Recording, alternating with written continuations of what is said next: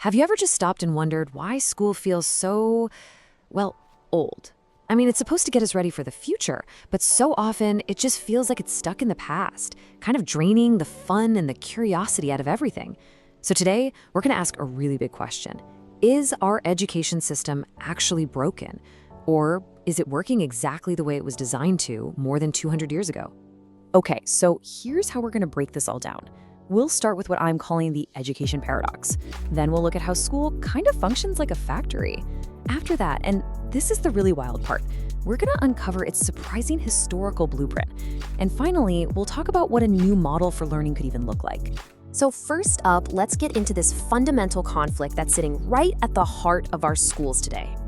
This quote, it just hits the nail on the head, doesn't it? This sausage machine. It perfectly captures that feeling of being pushed through this rigid, one-size-fits-all process. The system pretty much expects every kid to learn the exact same way, at the exact same speed, and there's just not a lot of room for being different or, for messing up and trying again. Wow, that's a pretty intense thing to say, right? But the entrepreneur who said this, Eddie Zhang, he's not talking about book smarts or learning facts. He's talking about a totally different kind of intelligence, our natural creativity. And he's tapping into this growing fear that school is systematically, day by day, grinding it down. And that's the real question, the one you hear everywhere now. The whole system seems built to reward conformity, find the one right answer on the test. But it punishes the very things you need for real innovation, taking risks, making mistakes, and thinking way outside the box. And this, right here, just lays out the core paradox perfectly.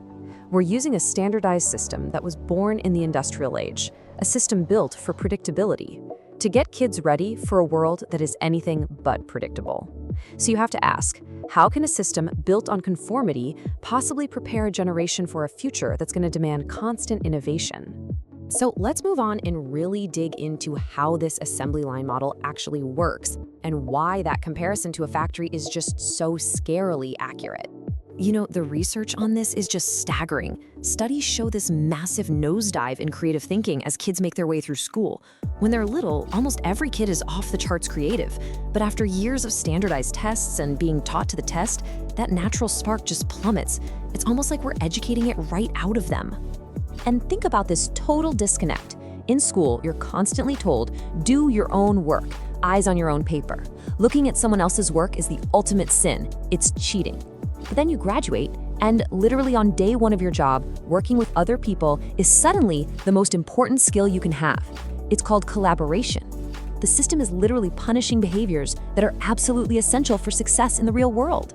This intense, high-stakes competition is a direct result of an ecosystem that funnels all students towards a tiny handful of safe careers. Doctor, engineer, a government job. For every 300 people desperately running in this one race, 299 of them are not going to get the prize. And yet, this system just keeps pushing millions more into that same narrow funnel. And here's the thing to remember. These features aren't a mistake. The bells ringing to change class, sorting kids into batches by age, the intense focus on uniformity, they were all designed on purpose for efficiency and control, just like an assembly line.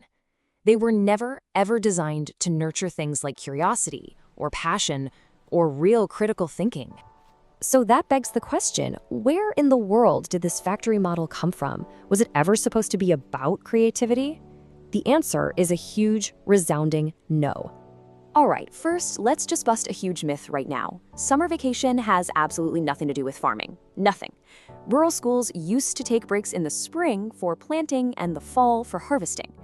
No, the long summer break was actually invented for cities in the 19th century because, cities got super hot and gross, and rich families would just leave for the summer. It was just a practical compromise for scheduling. The real blueprint, the actual origin story for our modern school system, comes from 18th and 19th century Prussia. So after Prussia got totally crushed by Napoleon in a military defeat, its leaders decided they needed a way to create more unified, more obedient citizens. And then American education reformers, like a guy named Horace Mann, saw this super efficient Prussian system and thought, hey, this would be great for creating orderly citizens, and they brought the whole model over to the US. And this is the absolute key to everything. The original goal wasn't to empower students to think for themselves. Not at all. It was designed to create a compliant population that would follow orders, serve the state, and be good soldiers. It was basically a tool for social engineering. And this is that aha moment, where it all just clicks into place. All those things about school that drive us crazy, the way it stifles creativity, the constant pressure to conform, that deep fear of being wrong, they aren't bugs in the system. They aren't signs that the system is failing. They're signs that the system is still running perfectly on its original 200-year-old software. They were features from day one. Okay, so if we're still running on a 19th century blueprint, what do we do? How do we even begin to design a new one that's actually built for the 21st century and beyond? Well, a new model could start by shifting power away from one central authority and giving it back to local communities and parents. It would have to encourage all kinds of different approaches, from hybrid learning to homeschooling to unschooling, because we have to recognize that there is no single right way to learn. And most importantly, it would focus on skills the modern world actually needs, like collaboration, entrepreneurship, and creative problem solving. At the end of the day, the goal shouldn't be to produce students who are great at following instructions.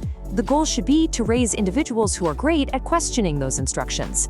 We need to educate a generation that can challenge the status quo, not just fit quietly inside of it. And so that's the question we're left with. A question for all of us, really.